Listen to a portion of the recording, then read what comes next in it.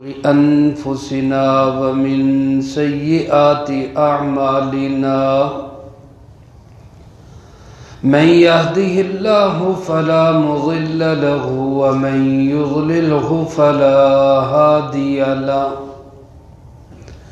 ونشهد أن لا إله إلا الله وحده لا شريك له ونشهد أن سيدنا وسندنا وحبيبنا وحبيب ربنا وكريمنا وشفيعنا ومولانا محمد صلى الله تعالى عليه وعلى آله وأصحابه وسلم تسليما كثيرا أما بعد فأعوذ بالله من الشيطان الرجيم بسم الله الرحمن الرحيم إذ يقول لصاحبه لا تحزن إن الله معنا وقال رسول الله صلى الله عليه وسلم أصحابي كالنجوم فبأيهم اقتديتم اهتديتم وقال عليه الصلاة والسلام لو كنت متخذا خليلا لاتخذت أبا بكر خليلا أو كما قال عليه الصلاة والسلام صدق الله مولانا العظيم وصدق رسوله النبي الكريم ونحن على ذلك لمن الشاهدين والشاكرين والحمد لله رب العالمين اللهم صل على سيدنا ومولانا محمد عبدك ورسولك وصل كذلك على جميع الأنبياء والمرسلين وعلى جميع الصحابة رضي الله تعالى عنهم أجمعين يا رب صل وسلم دائما أبدا على حبيبك خير الخلق كلهم هو الحبيب الذي ترجى شفاعته لكل هول من الأهوال مقتحم تمام احباب محبت کے ساتھ درود ابراہیمی پڑھ لیں اللہم صلی علی محمد وعلی آل محمد كما صليت على إبراهيم وعلى آل إبراهيم إنك حميد مجيد اللهم بارك على محمد وعلى آل محمد كما باركت على إبراهيم وعلى آل إبراهيم إنك حميد مجيد حضرات گرامی قدر واجب الاحترام معزز بزرگوں دوستوں بھائیوں عزیز طلبہ جمادی الثانی کی آج 18 تاریخ ہے اور اس مہینے کی 22 تاریخ خلیفہ بلا فصل خلیفہ اول ثانی اثنین مزار کے بھی ساتھی غار کے بھی ساتھی ہمارے پیارے آقا جناب محمد کریم صلی اللہ علیہ وآلہ وسلم کے وفادار اور اول صحابی حضرت سیدنا ابو بکر صدیق سب کہہ دیں رضی اللہ عنہ کا یوم وفات ہے اس مناسبت سے گزشتہ جمعہ بھی حضرت سیدنا ابو بکر صدیق رضی اللہ تعالیٰ عنہ کی فضائل و منقبت میں کچھ باتیں عرض کی تھی آج بھی انہی کی فضائل اور منقبت میں کچھ باتیں عرض کروں گا اس دعا اور تمنا کے ساتھ اللہ پاک آخرت میں مجھے آپ کو ہر مسلمان کو صحابہ کرام رضی اللہ تعالیٰ مجمعین کے جماعت میں اور ان کے مقدس طائفہ کے اندر حضور نبی کریم صلی اللہ علیہ وسلم کے جھنڈے تلے جگہ نصیب فرمائے میرے محترم دوستو گزشتہ جمعہ بھی عرض کیا تھا کہ ہم اہل سنت والجماعت اہل بیت سے بھی انتہائی عقیدت اور احترام کا رشتہ رکھتے ہیں، تمام صحابہ کرام رضی اللہ تعالی مجمعین سے بھی ہمارا انتہائی عقیدت اور محبت کا رشتہ ہے۔ جو شخص صحابہ سے نفرت رکھتا ہے، اہل بیت سے محبت کا دعوے دار ہے، ہم اس کو رافضی تو سمجھتے ہیں، اہل سنت والجماعت کا فرد نہیں سمجھتے۔ جو شخص اہل بیت سے نفرت رکھتا ہے، صحابہ کرام رضی اللہ تعالی مجمعین سے محبت کا دعوے دار ہے، ہم اس شخص کو خارجی تو سمجھتے ہیں لیکن اس کو اہل سنت والجماعت کا فرد سمجھنے کے لیے تیار نہیں ہے۔ سنی سچا اہل سنت والجماعت کا فرد وہی ہوگا جو صحابہ سے بھی کمال عقیدت رکھے، اہل بیت عظام سے بھی کمال عقیدت اور محبت رکھے۔ اللہ پاک مجھے آپ کو سب کو ان مقدس ہستیوں کے ساتھ محبت اور عقیدت نصیب فرمائے۔ کچھ لوگوں کی دکان ہی اس پہ چلتی ہے کہ وہ ان کو آپس میں گویا کہ ایک دوسرے کے مقابلے میں کھڑے کرتے ہیں۔ صحابہ کو اہل بیت کے مقابلے میں کھڑا کریں گے اور پھر صحابہ کی محبت کا دعویٰ کر کے اپنی دکان چلائیں گے۔ کچھ اہل بیت کو صحابہ کے مقابلے میں کھڑا کریں گے اور پھر اہل بیت سے محبت کا دعویٰ کر کے اپنی دکان چمکائیں گے۔ ہم مسلمان اہل سنت والجماعت سنی لوگ ان مقدس ہستیوں کی محبت اور عقیدت کو دکانداری کا نہیں، نجات کا ذریعہ سمجھتے ہیں۔ ہماری یہ دکانیں نہیں ہیں، ہمارے یہ کاروبار نہیں ہیں کہ ہم ان کو لڑائیں اور اپنی تقریریں چمکائیں، بلکہ ان کی محبت و عقیدت کو ہم اپنی آخرت کی نجات کا ذریعہ سمجھتے ہیں۔ اللہ پاک مجھے آپ کو سب کو دلی عقیدت و محبت نصیب فرمائے۔ حضرت سیدنا ابوبکر صدیق رضی اللہ تعالی عنہ اصحاب رسول صلی اللہ علیہ وآلہ وسلم کا وہ درخشاں ستارہ ہے، آسمان نبوت کے ستاروں میں وہ روشن اور چمکدار ستارہ ہے جس کو اللہ نے وہ صفات، وہ مقام، وہ مناقب، وہ بلندیاں عطا کی ہیں جو اور صحابہ کے حصے میں بھی نہیں آئی۔ بہت ساری ہیں لیکن ان میں سے دو صرف میں عرض کرنا چاہتا ہوں۔ اللہ رب العالمین نے قرآن کریم میں کسی کے صحابی ہونے کا ذکر کیا ہے تو وہ صرف حضرت سیدنا ابوبکر صدیق رضی اللہ تعالیٰ عنہ کے صحابی ہونے کا ذکر کیا ہے۔ اس کے علاوہ اور کسی صحابی کے صحابی ہونے کا سرٹیفکیٹ قرآن نے نہیں دیا۔ حدیث میں ہے، تاریخ میں ہے، کم و بیش سوالات صحابہ اکرام ہیں، سب ہمارے سر کے تاج ہیں، سب کے پاؤں کی خاک ہماری آنکھوں کا سرما ہے، لیکن جو مقام صحبت صحابیت کا لفظ کسی کے لیے اگر استعمال کیا ہے قرآن کریم نے تو وہ صرف کس کے لیے استعمال ہوا ہے؟ حضرت سیدنا ابوبکر صدیق رضی اللہ تعالی۔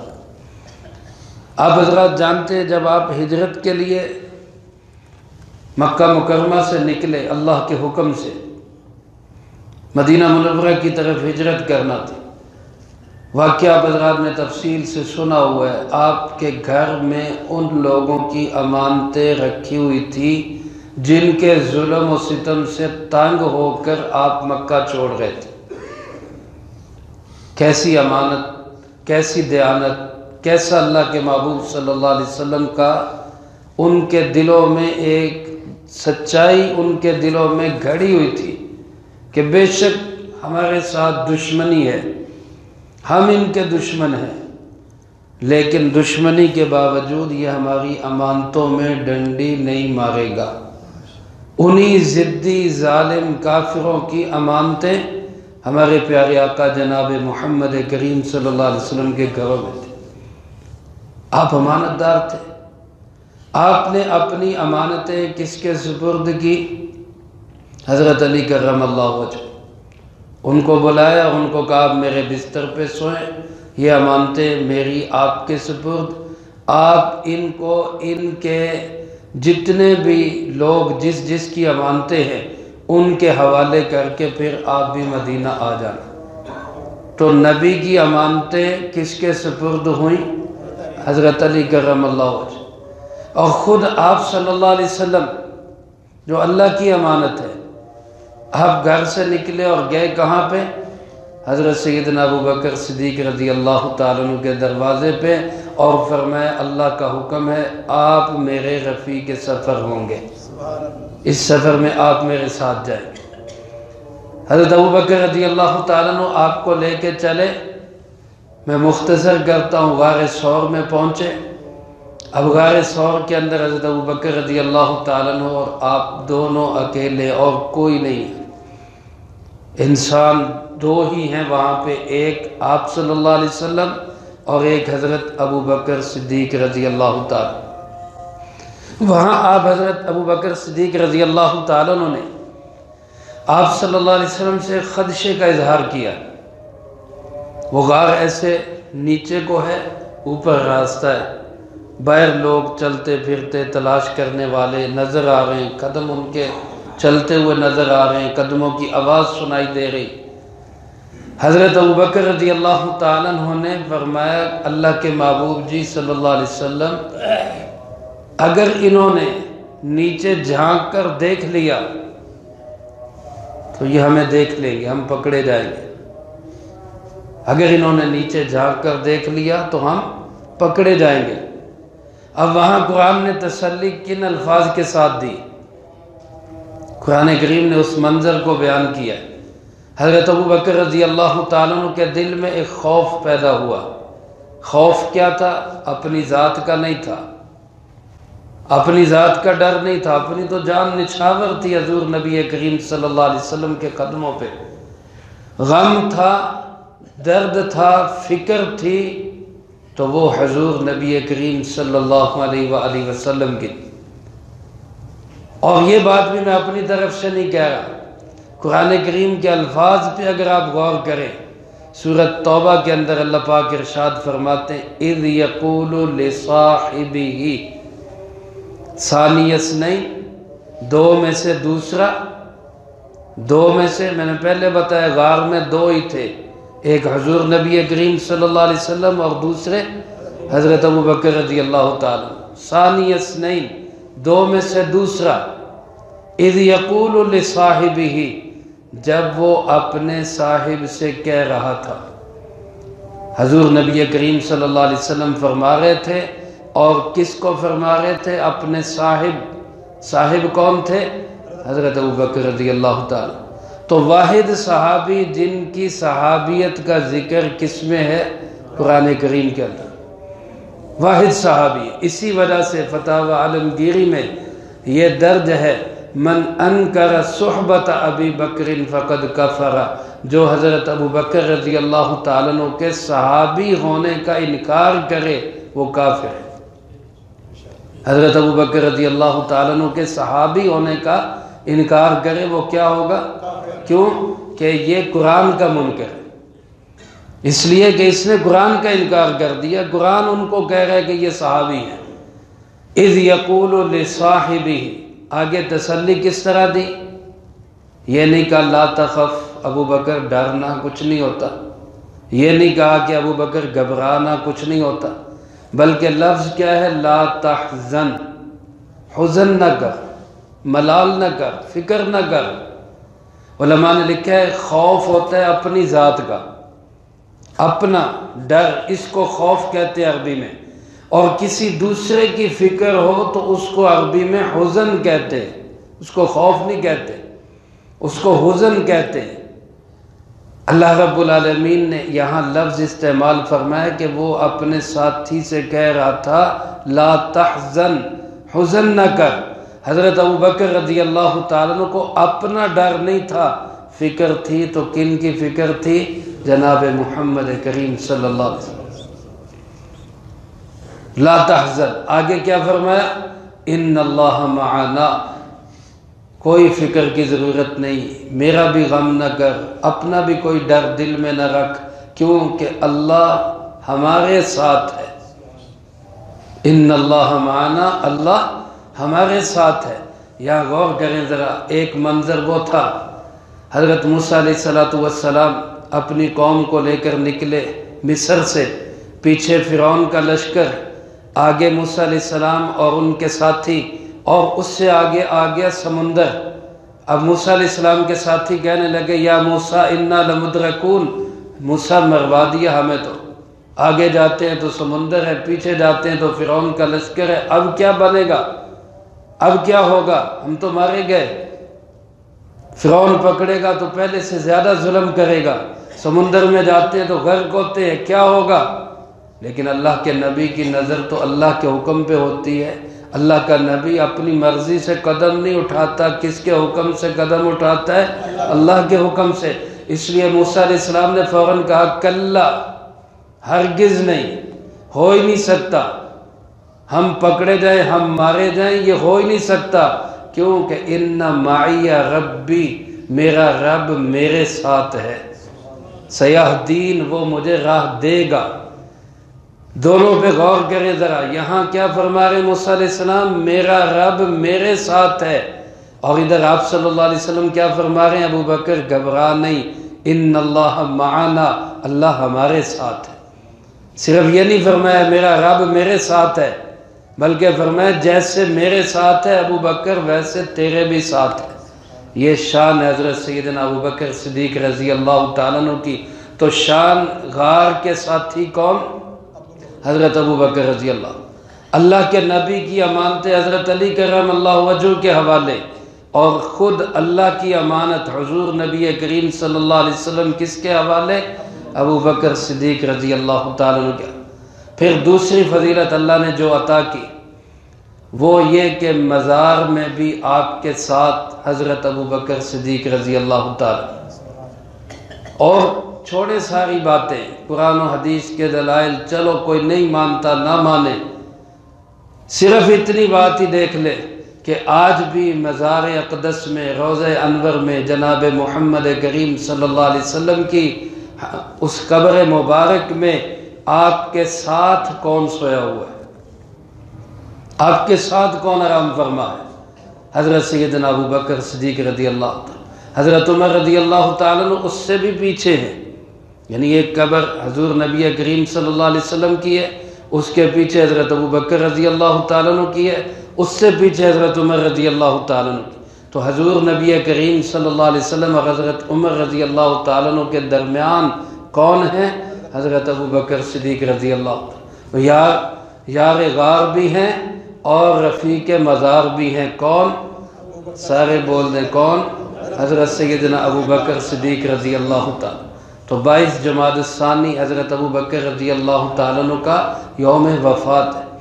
ہمارے یہاں ایک بات جان بوجھ کے مشہور کی جاتی ہے، خاص طور پہ یہ جو لوگ بیٹھے ہوتے ہیں میڈیا پہ، وہ عام طور پہ کچھ لوگ اس میں صحیح سنجیدہ عالم دین، صحیح گفتگو کرنے والے بھی ہوتے ہیں، لیکن زیادہ تر ایسے لوگوں کو بلایا جاتا ہے جن کا مقصد صرف دین کے اندر شکوک و شبہات پیدا کرنا ہو۔ اب ایک شوشہ چھوڑیں گے جی، کیا جی؟ حضور نبی کریم صلی اللہ علیہ وآلہ وسلم کا ایک باغ تھا فدق، وہ باغ جو ہے حضرت فاطمہ کو رضی اللہ تعالیٰ عنہ سیدہ کائنات سلام اللہ علیہ ان کو ملنا چاہیے تھا، ان کو دیا نہیں۔ یہ بات اچھی طرح سمجھ لیں، کسی مغالطے میں نہ رہیں، کسی وجہ سے ان مقدس ہستیوں کے بارے میں دل میں بال برابر بھی میل نہ آئے، کوئی شک نہ آئے، ورنہ ایمان کا بیڑا غرق ہو جائے گا۔ قرآن کریم میں ہمیں ایک دعا سکھائی گئی، سورۃ حشر کے اندر اللہ پاک فرماتے ہیں یوں دعا کیا کرو، ربنا اغفر لنا ولاخواننا الذین سبقونا بالایمان ولا تجعل فی قلوبنا غلا، جو ہم سے پہلے ایمان والے گزر چکے ہیں ان کے بارے میں ہمارے دلوں کے اندر بال برابر بھی میل نہ پیدا کر۔ اگر ایسا ہو گیا تو ایمان کا بیڑا غرق ہے، اللہ ہم سب کی حفاظت فرمائے۔ مسئلہ صرف اتنا تھا کہ ایک باغ آپ کو بطور فے حاصل ہوا تھا، خیبر کی طرف جائیں، مدینہ منورہ سے تقریباً 30 میل کے فاصلے پر یہ فدق کا باغ آتا ہے شمال کی طرف۔ اس باغ کو چونکہ حضور نبی کریم صلی اللہ علیہ وسلم لشکر اسلام کے سپہ سالار بھی تھے، ریاست مدینہ کے آپ والی بھی تھے، آپ کو ایک باغ مال فے میں حاصل ہوا۔ مال فے کا مطلب کسی علاقے میں آپ حملہ کرنے کے لیے جاتے ہیں، وہاں جنگ نہیں ہوتی، جنگ کے بغیر مال حاصل ہو جاتا ہے، جنگ کے بعد مال حاصل ہو وہ غنیمت کہلاتا ہے، جنگ کے بغیر مال حاصل ہو وہ مال فے کہلاتا ہے۔ اور مال فے میں خمس یعنی 5واں حصہ اللہ اور اللہ کے محبوب صلی اللہ علیہ وسلم کا اور آپ کی آل اور اہل بیت آپ کے خاندان کا ہوتا ہے، باقی فقراء مساکین گویا کہ حاکم وقت کی رائے پر وہ جس کو سمجھے اس کو دے دے۔ آپ صلی اللہ علیہ وسلم تا دم آخر اسی طرح اس میں معاملہ فرماتے رہے، اس میں سے ایک حصہ نکال کر اپنے اہل بیت پہ خرچ کرتے اور باقی 4 حصے فقراء مساکین غرباء پبلک عوام پہ خرچ کیا کرتے۔ آپ صلی اللہ علیہ وسلم کے بعد حضرت ابوبکر رضی اللہ تعالیٰ عنہ خلیفہ بنے، امت مسلمہ نے اتفاق کے ساتھ تمام صحابہ نے ان کے ہاتھ پہ بیعت کی، خلیفہ بلا فصل بنے، خلیفہ اول بنے۔ تو جو ریاست کے امانتیں تھی، جو مدینہ منورہ کی حکومت کے جتنے وہ پراپرٹیز تھی، وہ ساری ظاہر والی ریاست کی ہوں گی، اور اسی طرح وہ چلائے گا جس طرح حضور نبی کریم صلی اللہ علیہ وسلم اس کو چلا رہے۔ سیدہ کائنات سیدہ فاطمہ رضی اللہ تعالیٰ عنہ سرکار دو عالم صلی اللہ علیہ وسلم کی لخت جگر، آپ کی نور نظر، آپ کے ورثاء میں سے ایک ہی تھی، باقی تو انتقال فرما گئی تھی، آپ کی زندگی میں حیات طیبہ میں انتقال ہو گیا تھا ان کا۔ تو ان کے خیال میں وہ باغ حضور صلی اللہ علیہ وسلم کا تھا، تو اب آپ کا تھا تو آپ کی وراثت مجھے بیٹی ہونے کی حیثیت سے مجھے ملنی چاہیے۔ تو یہ حضور نبی کریم صلی اللہ علیہ وسلم کی اس ترکے کی وراثت کا مطالبہ لے کر حضرت ابوبکر رضی اللہ تعالیٰ عنہ کی خدمت میں حاضر ہوئی۔ حضرت ابوبکر رضی اللہ تعالیٰ عنہ نے ان کو یہ مسئلہ سمجھایا۔ اللہ کے محبوب صلی اللہ علیہ وآلہ وسلم نے فرمایا تھا، نحن معاشر الانبیاء لا نورث ما ترکناہ صدقہ، ہم جو انبیاء علیہ السلام کی جماعت ہوتی ہیں، ہمارا کوئی وارث نہیں ہوتا، ہمارا کوئی۔ اب یہاں ایک بات اور سمجھ لیں، کچھ لوگ کہتے ہیں حضور نبی کریم صلی اللہ علیہ وسلم بس مر گئے، نعوذ باللہ من ذالک۔ ہمارا عقیدہ، ہمارا ایمان یہ ہے کہ ہمارے پیارے آقا نبی کریم صلی اللہ علیہ وآلہ وسلم آج بھی زندہ ہے، کہو بے شک، آج بھی زندہ ہے۔ روضہ مبارک میں اللہ کے نبی اپنی اپنی قبور میں کیا ہوتے ہیں؟ زندہ ہوتے ہیں۔ حضور نبی کریم صلی اللہ علیہ وسلم اپنے قبر مبارک میں زندہ ہیں۔ انبیاء علیہ السلام کی وفات صرف اتنی ہوتی جیسے ایک کمرے سے اٹھ کے دوسرے کمرے میں چلے گئے، اس سے زیادہ ان پہ موت کا کوئی اثر نہیں ہوتا۔ الانبیاء احیاء فی قبورہم یصلون، اللہ کے نبی اپنی اپنی قبور میں زندہ ہوتے ہیں، اللہ ان کو نماز کی توفیق عطا فرماتے ہیں۔ اور حضور نبی کریم صلی اللہ علیہ وسلم نے فرمایا، ما بین بیتی و منبری روضۃ من ریاض الجنہ، میرے گھر سے لے کر میرے منبر تک کی جو جگہ ہے یہ جنت کے باغیچوں میں سے باغیچہ ہے، ریاض الجنہ۔ اللہ ہمیں سب کو وہاں پہنچنے کی توفیق نصیب فرمائے۔ اب میرا سوال یہ ہے کہ جب وہ جنت ہے اور یقیناً جنت ہے، کوئی شک نہیں ہے کہ وہ جنت، اس میں جنت ہونے میں کوئی شک نہیں ہے، اب بتائیں جنت میں زندہ ہوتے ہیں یا مردہ ہوتے ہیں؟ جنت میں تو زندہ ہی ہوتے ہیں، مردے تو جنت میں نہیں ہوتے۔ آپ علیہ السلام جب حیات ہیں تو اسی وجہ سے اللہ نے فرمایا مال تقسیم نہیں ہوگا، کیونکہ مال تو تقسیم ہوتا ہے جو مر جائے، جو مر جائے اس کا مال ترکہ بنتا ہے، اس کا مال تقسیم ہوتا ہے۔ جب آپ حیات ہیں تو آپ کے مال کو تقسیم کرنے کی بھی ضرورت نہیں ہے، اس لیے یہ آپ نے زندگی میں ارشاد فرما دیا تھا کہ نحن معاشر الانبیاء لا نورث، ہم جو انبیاء کی جماعت ہوتی ہیں ہمارا کوئی وارث نہیں ہوتا، ہمارا کوئی ترکہ نہیں ہوتا، ہمارا چھوڑا ہوا مال بطور وراثت تقسیم نہیں ہوگا۔ ما ترکناہ صدقہ، جو کچھ ہم چھوڑ کے جائیں وہ سب فقراء کے لیے، مساکین کے لیے صدقہ ہوتا ہے۔ حضرت سیدہ کائنات سیدہ فاطمہ رضی اللہ تعالیٰ عنہ کو مسئلہ سمجھ آ گیا، نے فرمایا بالکل ٹھیک ہے، جو معاملہ حضور صلی اللہ علیہ وسلم اس باغ فدق کے متعلق کرتے تھے وہی معاملہ حضرت ابوبکر رضی اللہ تعالیٰ عنہ کرتے رہے۔ اب اس میں اعتراض کی کیا بات؟ حضرت عمر رضی اللہ تعالیٰ عنہ کا زمانہ آیا، وہی معاملہ چلتا رہا، اور مزے کی بات یہ کہ حضرت عمر رضی اللہ تعالیٰ عنہ نے اس باغ فدق کے تمام انتظامات کا ذمہ دار بھی کس کو بنایا؟ حضرت علی کرم اللہ وجہہ کو، حضرت عباس رضی اللہ تعالیٰ۔ اب دونوں حضرات ذمہ دار ہیں، اگر اس میں کوئی زیادتی کسی نے کی ہے تو یہ حضرات اہل بیت کا حصہ ہے۔ تو یقیناً میرے عزیز دوستو، کسی نے کسی کے ساتھ کوئی زیادتی نہیں کی، شریعت کے مطابق عمل ہوا۔ لوگ کہتے ہیں حضرت فاطمہ آخر تک ناراض رہیں، کتنی عجیب حماقت ہے اور کتنی عجیب ایک اس شان، مقدس شان رکھنے والی خاتون پہ ایک الزام ہے، جس نے ساری زندگی فقر و فاقہ میں گزاری، جس کے بابا نے باوجود اس کے کہ اللہ رب العالمین نے کہا اگر آپ چاہیں احد پہاڑ کو سونے کا بنا دے، جتنی آپ کو ضرورت ہو استعمال کریں، فرمایا میں تو یہ پسند کرتا ہوں ایک وقت ملے کھا کے شکر ادا کروں، دوسرے وقت نہ ملے صبر کر کے اللہ تجھے راضی کروں۔ جس کی یہ تربیت ہو تو ایمانداری سے بتائیں اس کی بیٹی کیا مال کی وجہ سے کسی سے ناراض ہوگی؟ دنیا کے چند ٹھیکروں کے لیے وہ دل میں بات رکھے گی؟ اس کو تو جنت کی عورتوں کی سردار بنا دیا گیا، ان کو کیا ضرورت ہے اس دنیا کے مال کی؟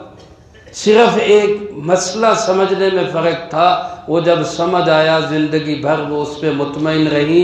حضرت ابوبکر رضی اللہ تعالیٰ عنہ ان کی بیماری میں ان کی عیادت کے لیے بھی تشریف لائے، کوئی کبھی گلہ شکوہ نہیں ہوا۔ آپ کا جنازہ بھی حضرت ابوبکر رضی اللہ تعالیٰ نے پڑھایا۔ میں پہلے عرض کر چکا ہوں، کچھ لوگوں کی دکان اس پہ چلتی ہے کہ وہ صحابہ اور اہل بیت کو آپس میں لڑاتے ہیں۔ وہ سمجھتے ہیں کہ یہ آپس میں ٹکرائیں گے تو ہماری تقریریں چلیں گی، ہماری مجلسیں چلیں گی، ہمارے بیانات ہوں گے، ہمارے سٹیج سجیں گے، اور اگر یہ ہم نے ثابت کر دیا کہ یہ دونوں تو آپس میں شیر و شکر تھے، رحماء بینہم تھے، آپس میں مہربان تھے، ایک دوسرے کا خیال رکھنے والے تھے، تو پھر ہمارے سٹیج تو بے آباد ہو جائیں گے، ہماری مجلسیں تو ختم ہو جائیں گی۔ اس لیے میرے عزیز دوستو، ہم ایسی کسی بھی بات پہ کان نہ دھریں۔ سچا سنی وہی ہے جو اہل بیت سے بھی کامل عقیدت، محبت اور احترام کا رشتہ رکھے، اور حضرات صحابہ اکرام رضی اللہ تعالیٰ مجمعین سے بھی کمال عقیدت اور احترام اور محبت ان کا دل میں رکھے۔ اللہ مجھے آپ کو سب کو اس کی توفیق نصیب فرمائے، جو کہا سنا اس کو زندگی میں لا کے دوسروں تک پہنچانے کی توفیق عطا فرمائے۔